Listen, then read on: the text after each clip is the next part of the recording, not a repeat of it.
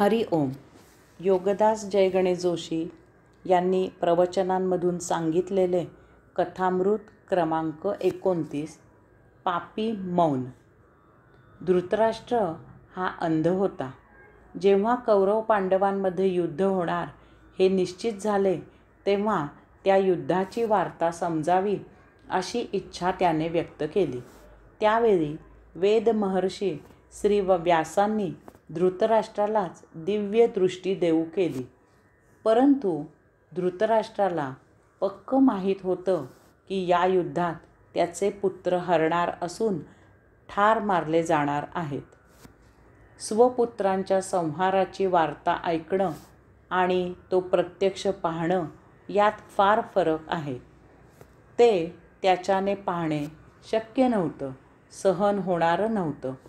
त्यामुळे वेद महर्षी श्री व्यासांनी देऊ केलेली दिव्य दृष्टी त्याने नाकारली.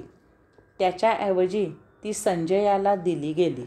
संजयाकडून त्याला युद्धवार्ता समजत होती. युद्धवार्ता कथन करायला जेव्हा संजय आला तेव्हा धृतराष्ट्राने संजयाला पहिला प्रश्न विचारला की युद्धोत्सुक अशा माझ्या आणि पांडुपुत्रांनी रणांगणावर काय केले? हीच भगवद्गीतेची सुरुवात आहे.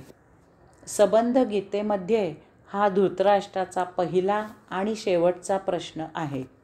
एवढेच नव्हे तर हा प्रश्न विचारून भगवद्गीता सांगून होईपर्यंत धृतराष्ट्र गप्प आहे, मौन आहे. तो काहीही बोलत नाही. अधेमध्ये त्याने कसलंही वक्तव्य केलेलं नाही किंवा एखादा प्रश्नही विचारलेला नाही.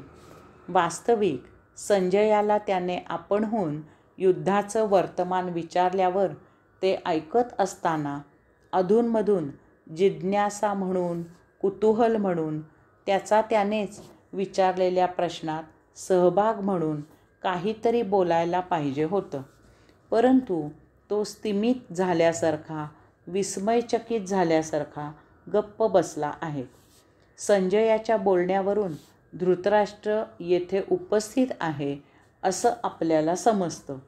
कारण मध्येच संजय धृतराष्ट्राला उद्देशून राजन, महीपते असं संबोधितो.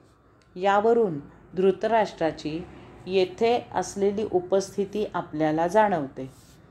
अर्जुन युद्ध करणार नाही असं म्हटल्यावर जेव्हा श्रीकृष्ण त्याला युद्ध कर असा उपदेश करू लागतात तेव्हा आपलं सारथ्याचं काम सोडून याला कोणी सांगितलं आहे हा नसता उद्योग करायला? निदान असा तरी उद्वेग तो काढील अशी अपेक्षा होती. पण नाही. संजयाकडून हे सर्व ऐकून तो दिग्मूढ झाला आहे. मौन पाळून सबंध गीता ऐकत आहे. कारण त्याला त्यात स्वारस्य नसून त्याच्या मुलांना राज्य मिळत आहे की नाही एवढाच स्वार्थ आहे. गीतामृत प्रत्यक्ष भगवंत श्रींच्या मुखातून ऐकायला, ती सांगत असताना प्रत्यक्ष भगवंत श्रींचे दर्शन घ्यायला सुबुद्धी असावी लागते. येथे तर कुबुद्धी आहे. गीतेसारखे अमृत प्राशन करायची पात्रता असावी लागते. निदान गीतामृत तरी भावभक्तीने श्रवण करावे तर तेही नाही.